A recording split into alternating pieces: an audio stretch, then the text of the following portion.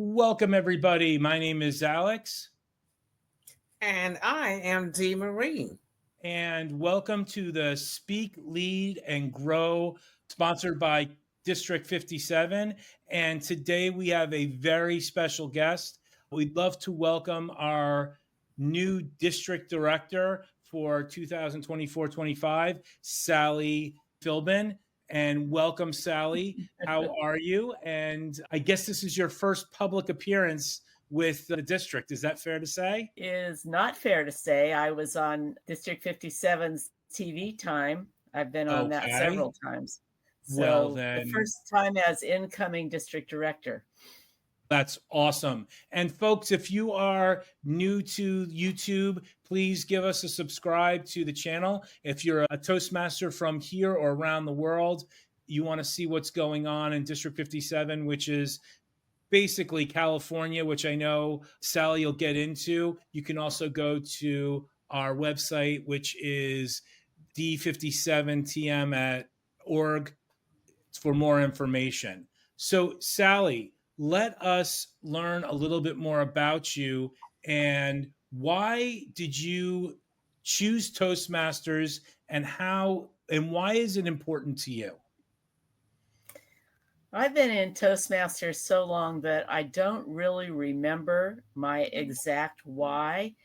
I went to work for Clorox, and one of my coworkers said, "Why don't you come to Toastmasters? We've got one right here in the building."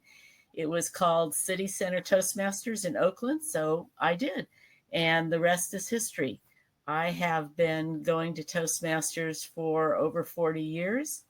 I keep learning new things. I keep watching other people grow. It's just a pleasure. I enjoy it. And that is wonderful.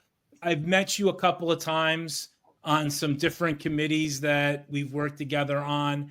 And me as a newer Toastmaster, I've only been doing this, I think it's been a year now. What is the thing since you're at this position that you're trying to do to really encourage either new Toastmasters or existing Toastmasters? What message do you want to share with them?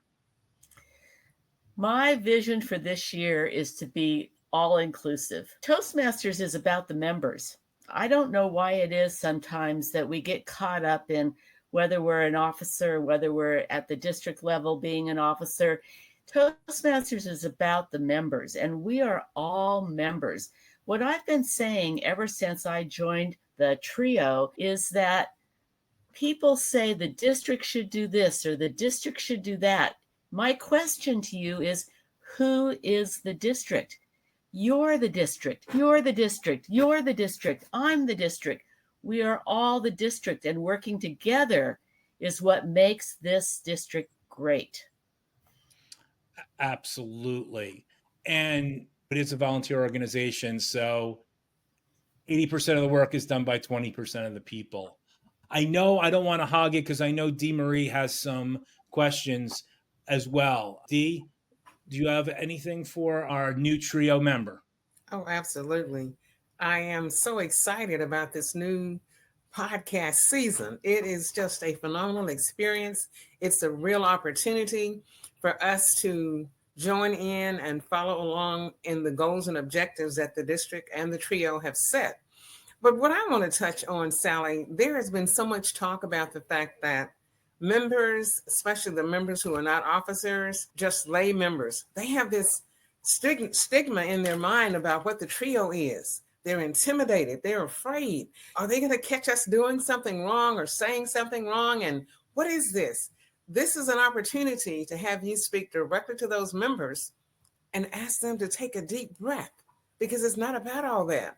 I know it's not, and it's not. So let's help to make them feel a little bit more at ease. How would you suggest that they do that?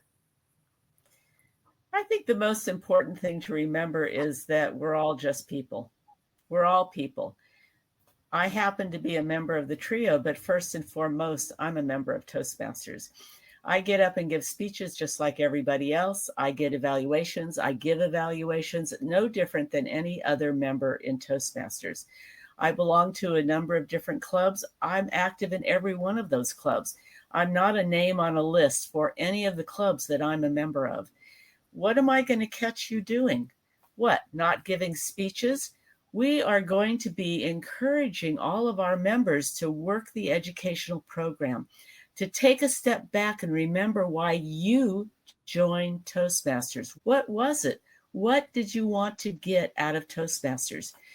A social organization, a place where you can learn to present and make your views heard, a place where you can practice your leadership skills. Last year, really it's still this year for another day or two, I was what was called the program quality director. I was in charge of things like the district conference, and I was in charge of the various contests. I made lots of mistakes this past year, lots of mistakes. And what about that? I'm a volunteer. I make mistakes. And what do I do when I make mistakes? Do I beat myself up?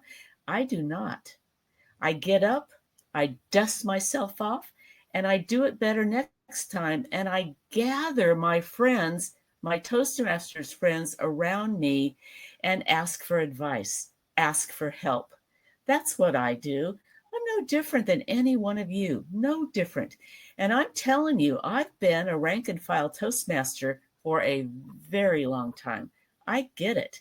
I know what it's about. I did not buy into this whole distinguished program stuff for probably the first 5 years I was in Toastmasters. And then one day I realized that what are those numbers? What they are is they represent the success of Toastmasters in helping you fulfill your goals. They're a bellwether. They're just a way to get a sense of if we are serving you. So if we're out there encouraging you to sign up to Pathways, to pick a path to give speeches, all we're doing is encouraging you to do the things that you need to do to achieve your goals, not our goals, your goals. So yeah, I'm not going to be catching you doing I it. love that answer because it makes us all equal, but not, because you can't all be equal. There has to be somebody in charge. But the fact is, when we were coming up with the name, I tried to pick words, and I know words are important in this group because we have a word of the day, and we may have people that have never even heard of Toastmasters before checking into this. And I used 3 words: speak, lead, and grow.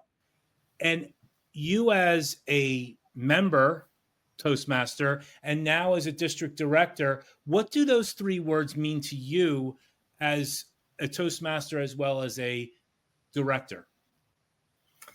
Those 3 words are the essence of what Toastmasters is about. They are the very essence. Speaking is communication. Communication is spreading our understanding of the world. Leadership is another step in spreading our understanding of the world. Listening is another key element, learning to listen. All of these things combined is how we grow. We grow every day. I grow every day. I used to resent going to officer training over and over again, year after year. My gosh, Yes, I've been Allie. EPE how many times? 5 times? And yet, I'm going to tell what you. I have found, I'm going to keep going here. What I have found is that I learn something new every time. It may be one thing, but I learn something new every time. And I'm able to enjoy the fabulous keynote speakers that are brought in for every single TLI. What's TLI? Toastmasters Leadership Institute. We are so fraught with acronyms. That's a way that separates people. It doesn't bring them together. So we have our TLI, Toastmasters Leadership Institute. We have DECMs. You hear DECMs spread around. What the heck is a DECM? District Executive Council Meeting. So when you want to go to a DECM meeting, you're going to a District Executive Council meeting. It's kind of like a chai tea, right? You're having a tea.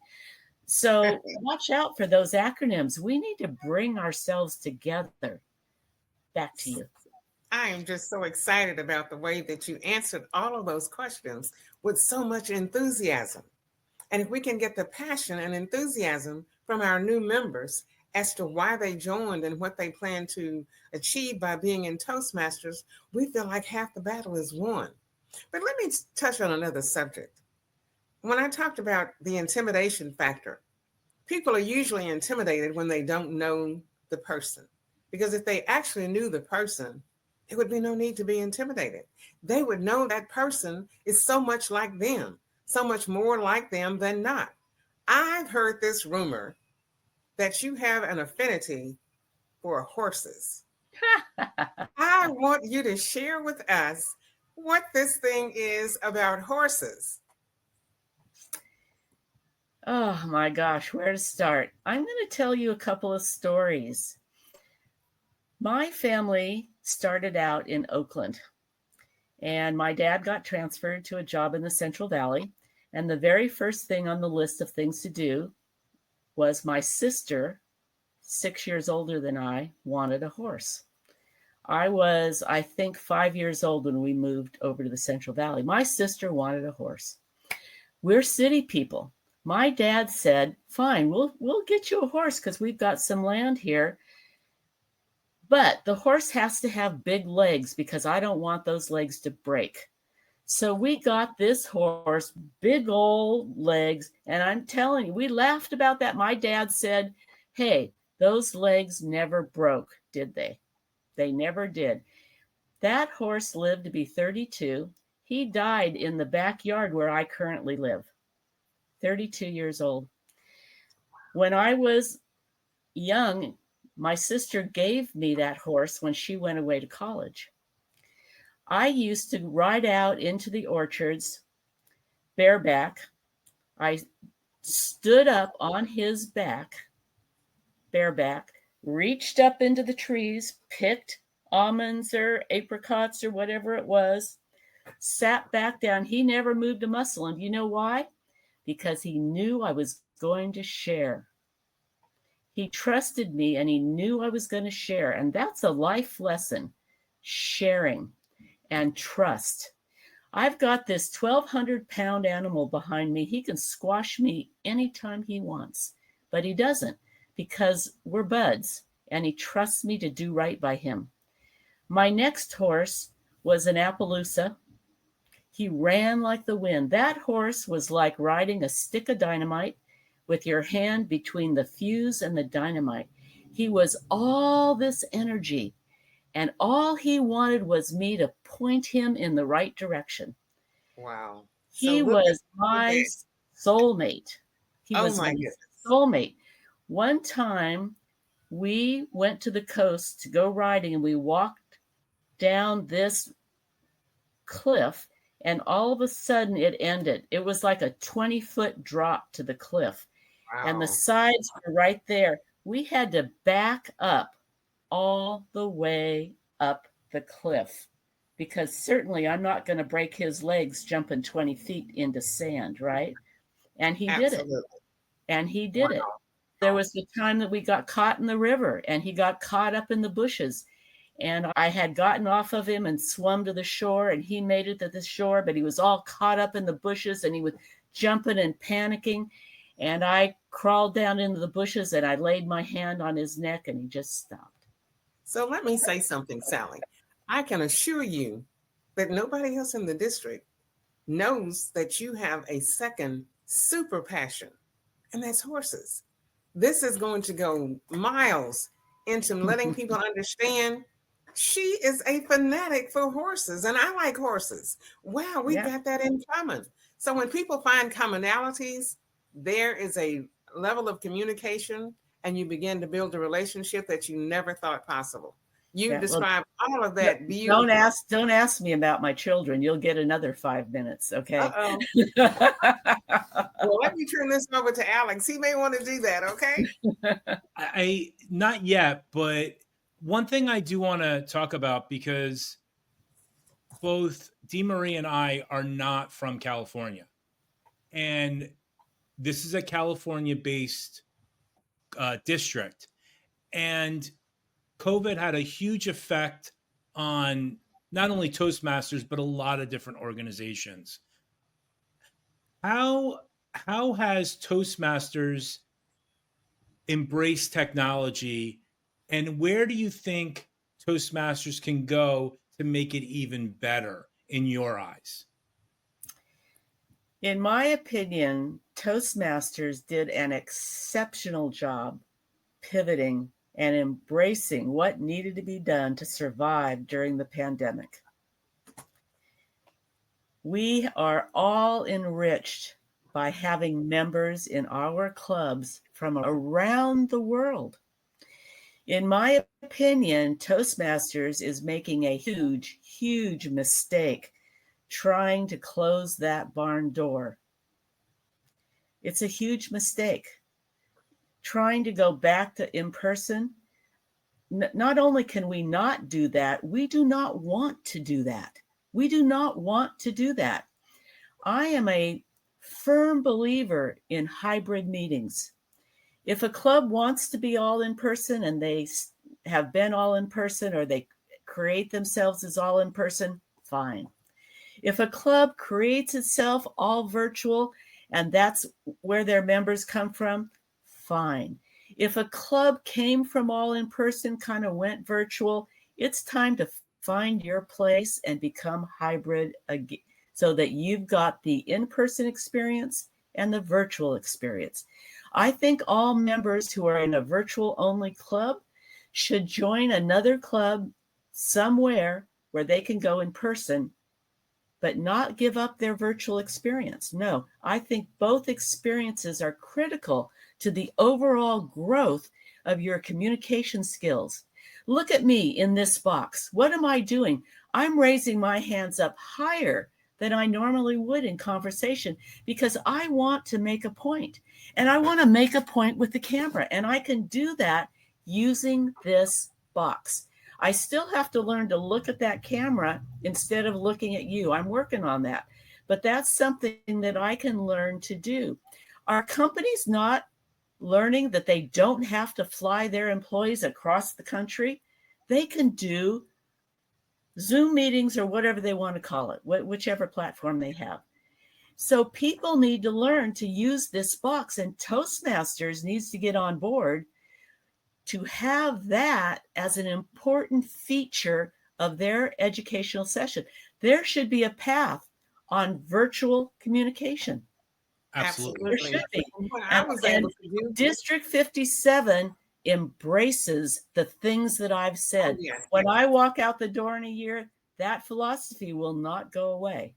Absolutely. Okay. So what I was able to do with this virtual reality is speak in 10 different foreign countries just the first part of the year.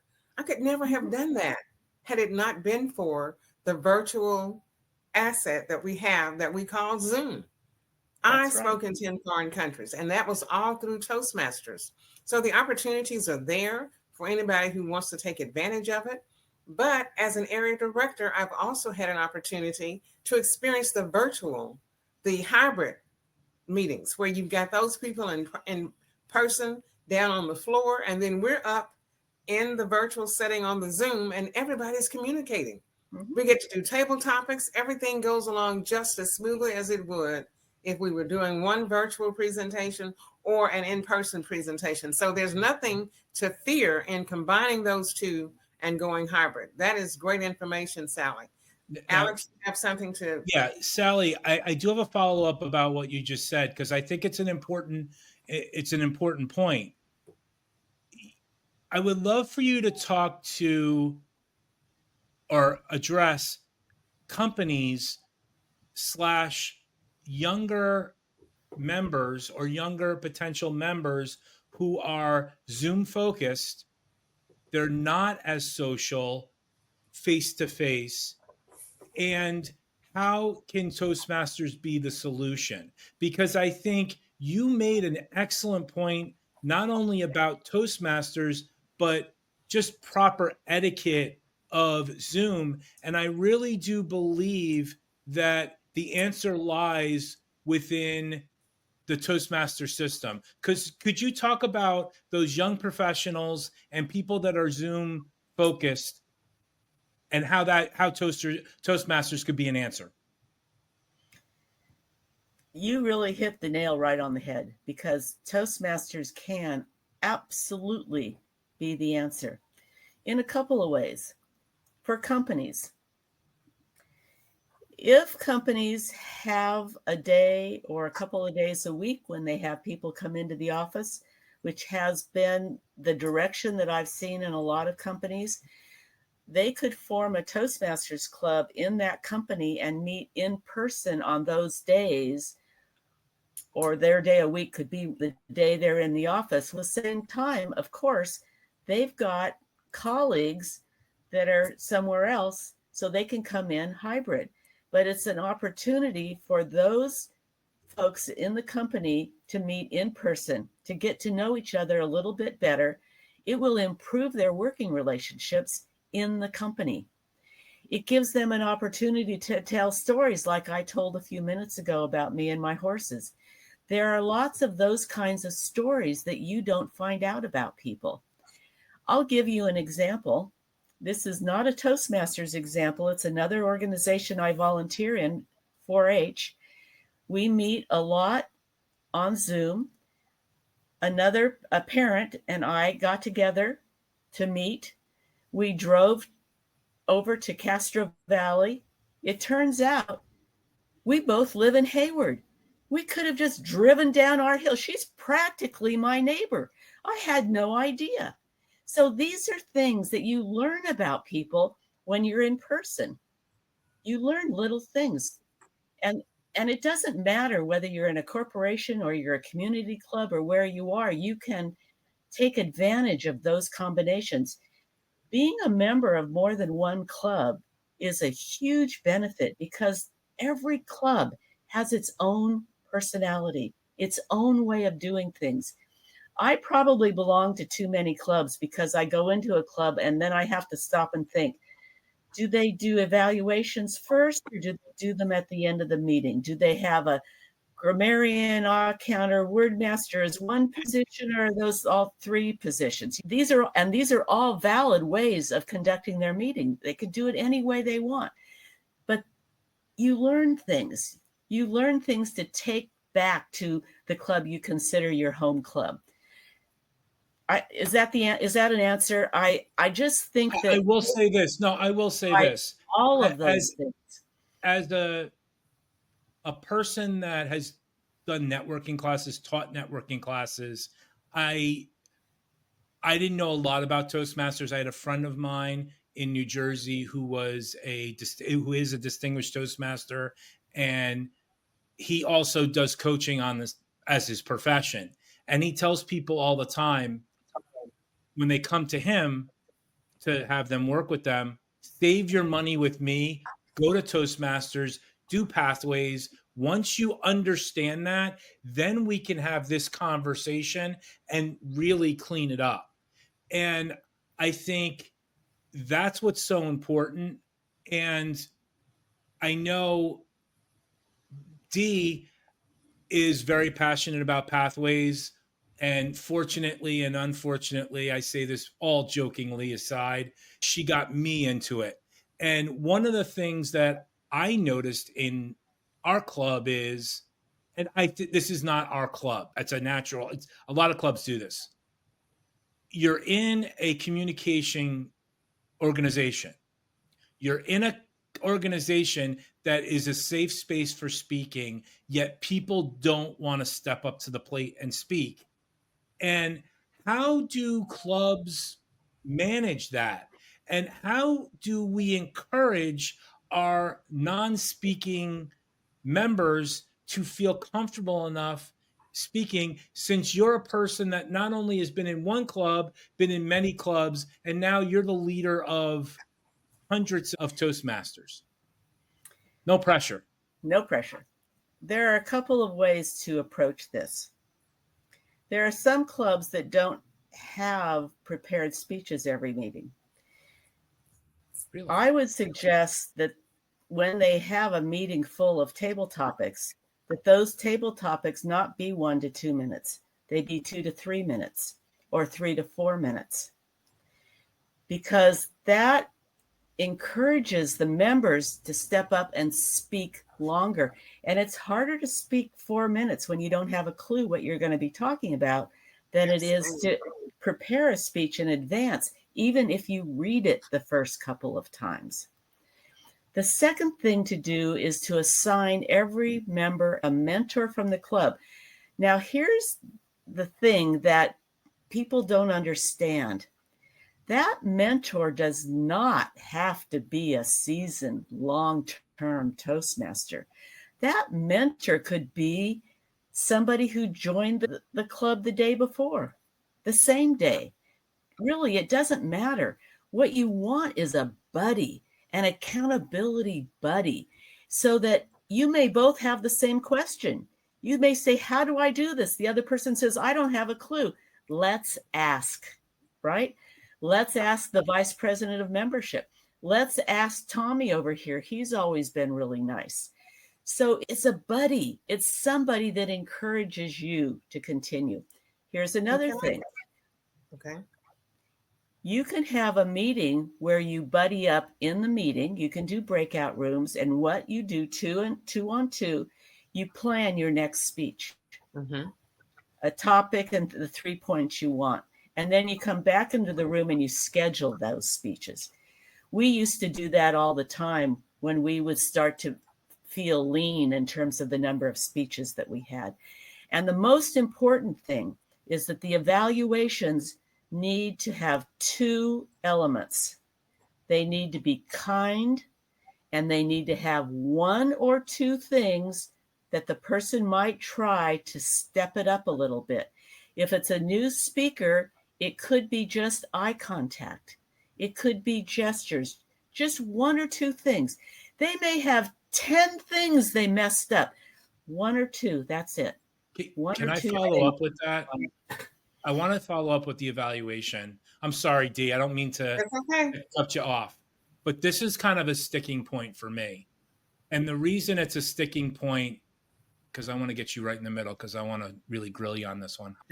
As a newer Toastmaster, I think that's something that Toastmasters does really well and also does really poorly.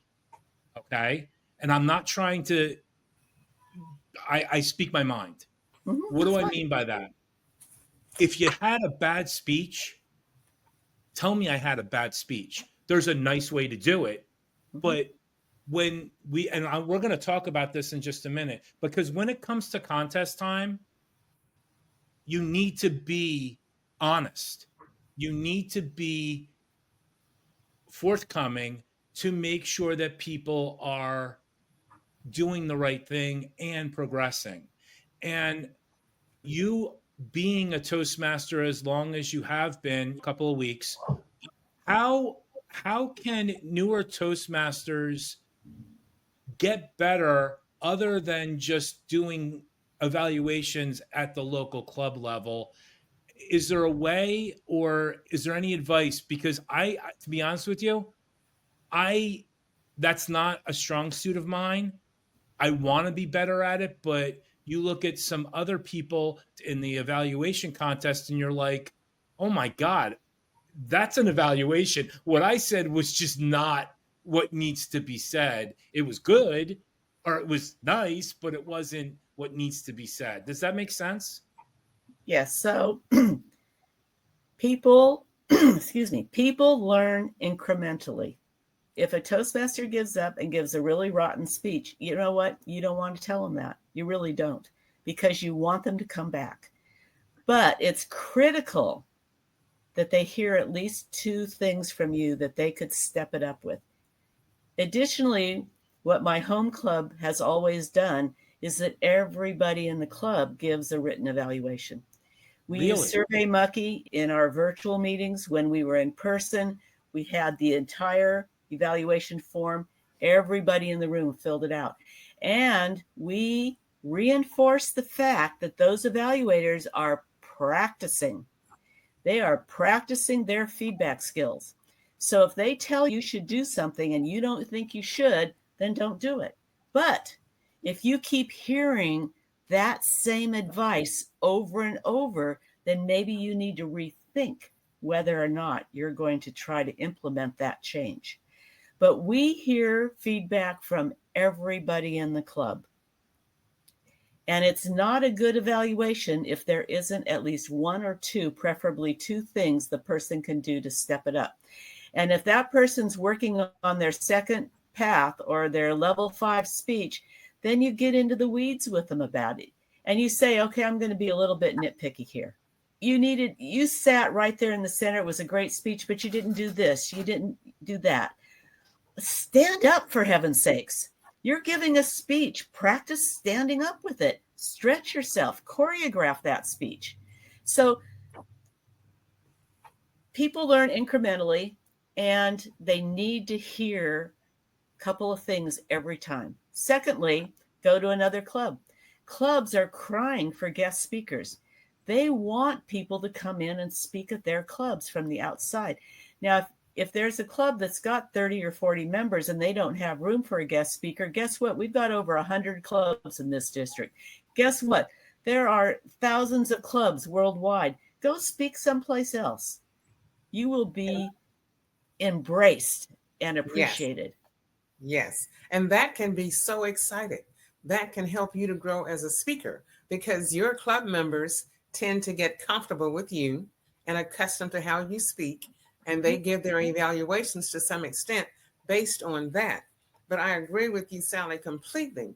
And for the person who's considering joining Toastmasters, and you've heard us say all these things about the evaluation and the angst, take a deep breath. Just take a deep breath. The first thing you want to do is just to be able to sit down at the kitchen table in your mind and just tell us about yourself. That's as easy as pie.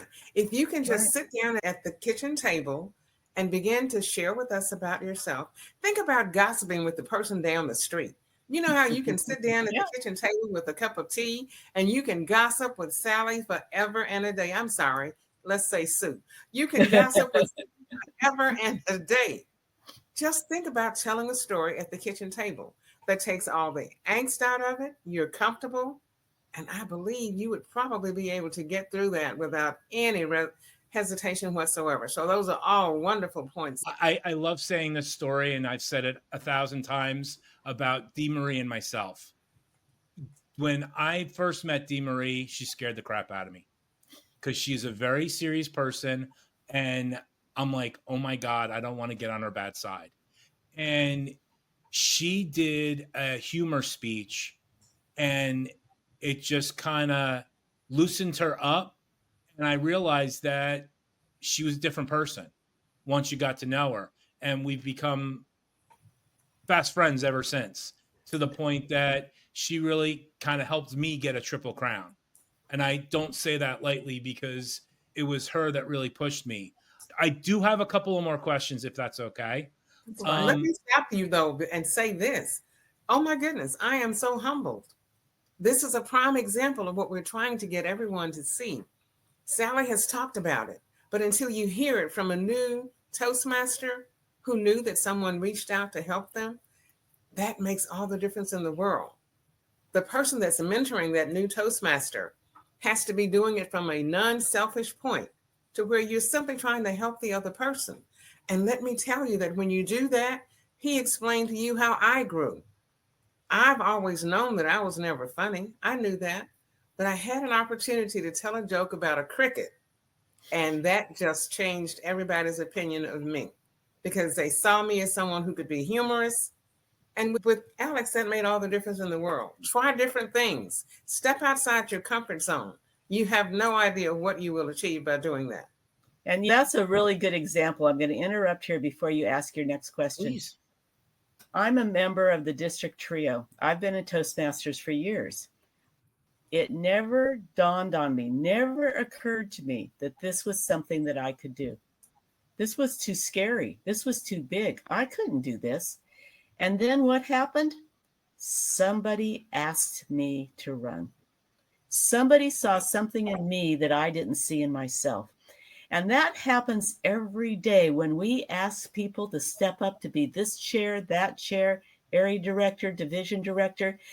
we do need those people. But no, we're not out just begging anybody. We're looking for people that we think have potential. And when we ask someone to do that, it changes their view of themselves. I'm telling you, I am having the best time ever in this trio. I am thinking up new things to do. I'm asking lots of people to be on my team. I'm meeting people. I'm getting to know people I knew better. Oh my gosh, this is just the best. So let me just interrupt and say, Alex, she said she's having the best time of her life. And guess where she is right now? She's with us. There we are. That's it. So one of the things that District 57 has that kind of intrigues me as a newer Toastmaster and a person that wants to maybe down the road become a public speaker, you have the Speakers Bureau.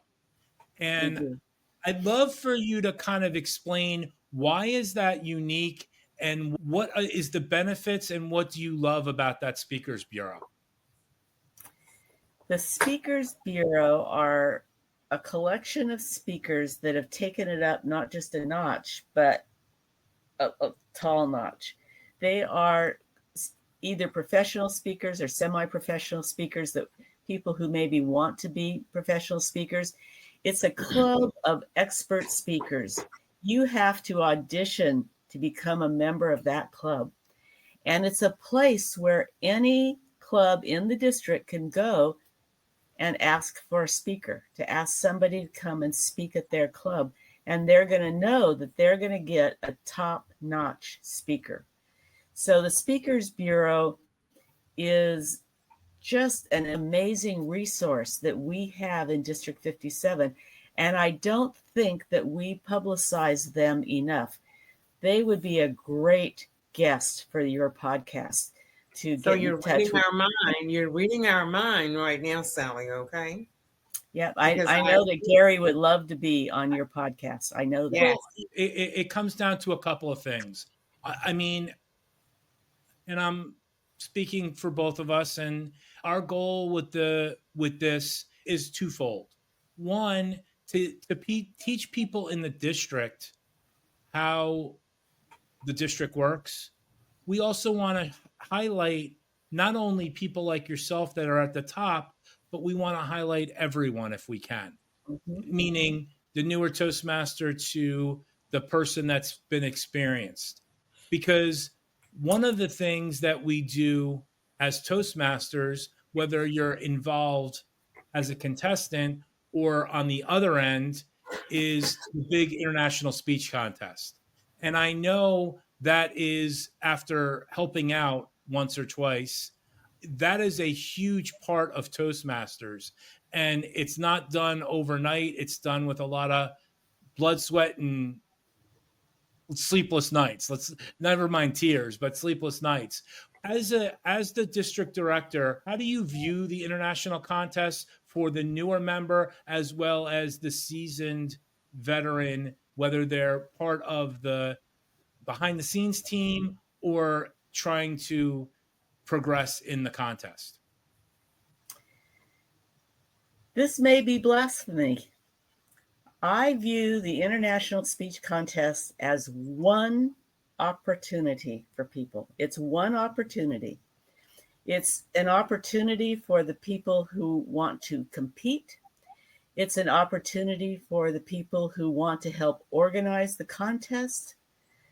It's an opportunity for the people who want to just be supporters, maybe judges or ballot counters or timers. But it's one opportunity. Everything else are other opportunities. People do not have to be part of that contest. I think I was part of 2 different aspects of that contest over my years. Other than that, I haven't been.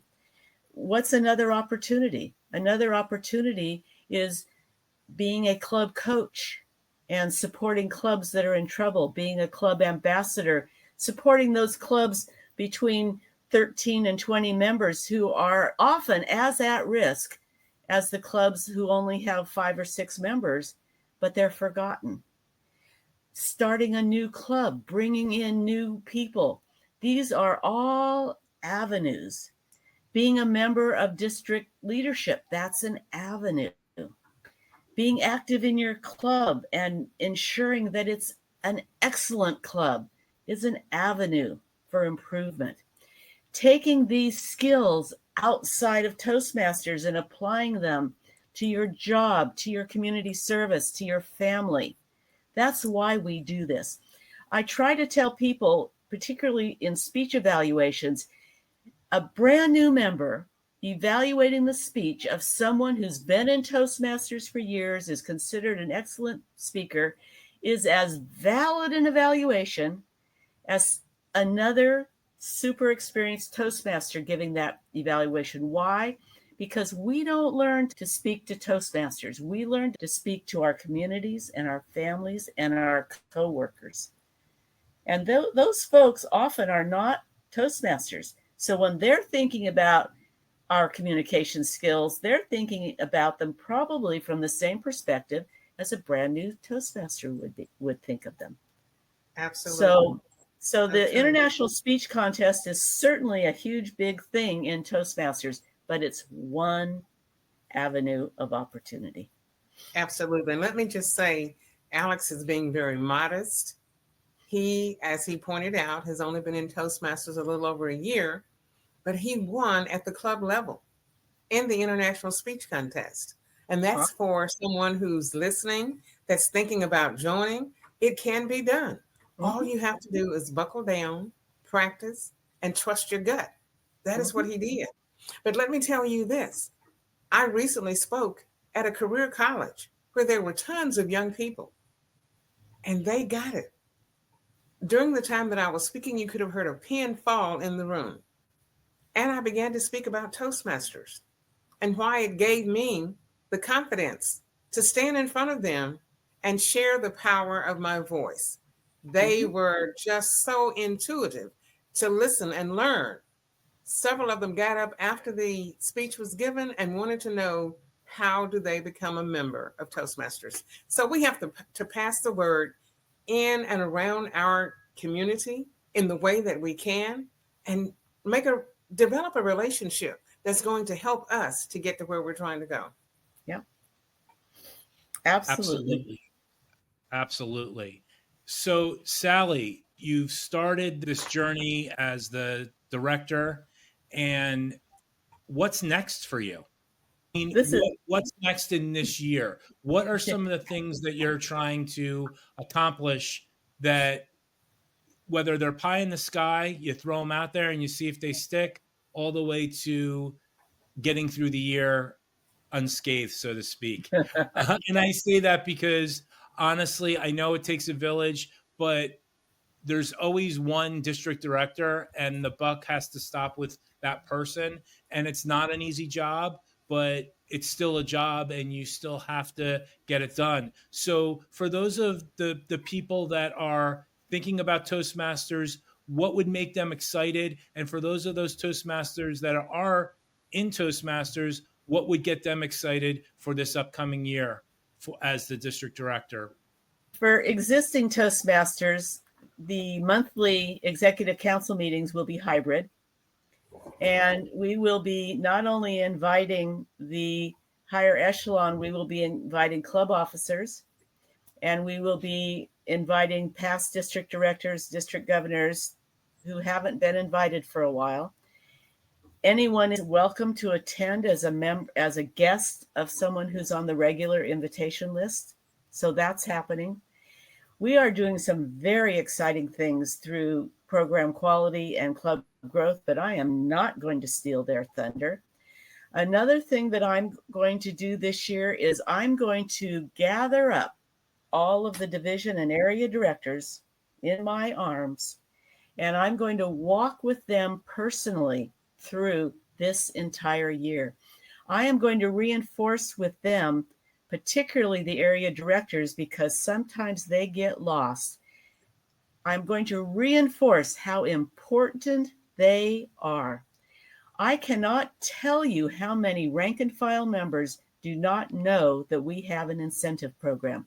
They do not know that there is an outstanding, I don't even know what those letters stand for. Let's see, OATM, outstanding OATM, achievement, achievement Toastmasters. Toastmasters Award. It's a You stupid, actually made my day because it's a, you don't know all the acronyms. oh my gosh, that OATM, I can roll it off my tongue, but what it stands for doesn't make a lot of sense to me. And I may change that name this year because it doesn't flow, it doesn't work. But people don't know they're there. People, there's just so many things that we do for our members and they don't know it. And why don't they know it? They don't know it because no one's told them. And I'm sorry for that phone. It is so important. So I'm going to be gathering up those ADs. What's an AD? What is that again? That is an area director. What is this organization? It's members, clubs, areas, divisions, the district. Then there's a region up above that. And then there's international. We are a corporate bureaucratic organization. But if we focus on our district, if we focus on who we are, the members, we can get this done. So my vision for this year is to be all inclusive, to make sure that everyone in the district understands their opportunities and knows why they're throwing $60 in the pot every 6 months. It's not just to get together and have coffee. It is to grow and become better and bigger than they've been in the past, and to recognize their greatness. Just like the two of you doing this podcast are recognizing your greatness, that you have something to offer to others. And that's what this year is all about. And I just had a meeting with my bigger team and talked about my vision and talked about my approach to distinguish. And while I'll have an eye to the numbers, I'm not pushing the numbers, I'm pushing the accomplishments, because the numbers reflect the accomplishments, but the accomplishments are what tell us whether or not our members are achieving their goals. And that's what's important. So that's happening this year. That's what I'm going after. And I'm supporting all of the members of my team so that they can accomplish their goals. Linda Patton, as program quality, has some great new ideas that she's going to be implementing. Jeff Young, oh my gosh, the things that he has cooked up for club growth are phenomenal. But I'm not sharing. They're going to share. And I don't want to steal their thunder because they're the ones that have come up with these ideas, but I am supporting them 1,000%. Yes, because they will be coming on and we'll be interviewing each one of them so that we can get their ideas and their direction for 2024-25. But what I also wanted to say is you highlighted a very significant detail. Toastmasters and Pathways in particular can literally touch and change your life. Mm-hmm. Alex and I are living proof of the fact that when you become impassioned, when you become bitten by, quote unquote, the bug of Toastmasters, anything, the sky is the limit, because you want to see, what can I do? How far can I go? How can I let others know how excited I am about this opportunity to grow personally, to grow professionally?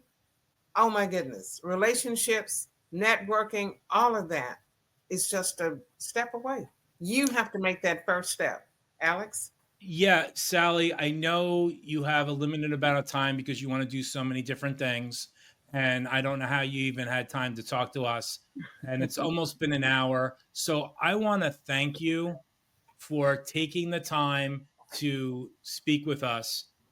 But before we close this out, Dee, did you have any other questions? Because I know you had a list of questions. Oh, the horse story took care of everything that I wanted to hear. Okay, well, that was amazing. But what I do want to say is we are so excited about this season, Sally. I've shared that with you. Having you on as our first guest was one of our prime objectives because we wanted to hear from the top down, how are things going to look for District 57? We planned to intentionally have this podcast mirror whatever your goals and objectives are, so we can help to proliferate and make those goals a reality toward new members and the current members that we have, anyone who wants to join Toastmasters. If you are looking to learn more about Toastmasters, please go to our website on d57tm.org or on Instagram at Toastmasters District 57 or D57, so you can find out more about the podcast and what we're going to be doing. We'll be advertising, we'll be showing you how we're going to mirror what's going on in the district. Thank you so much, Sally. Thank you. I love Toastmasters. On that wonderful note, I don't know if we can really come up with anything else, but the bottom line is you have been a wonderful guest, and thank you for really laying out what we need to do. And that's our show. So my name is Alex. And I'm Dee Marie. And thanks for listening. And remember, you can always speak, lead, and grow to become a better Toastmaster.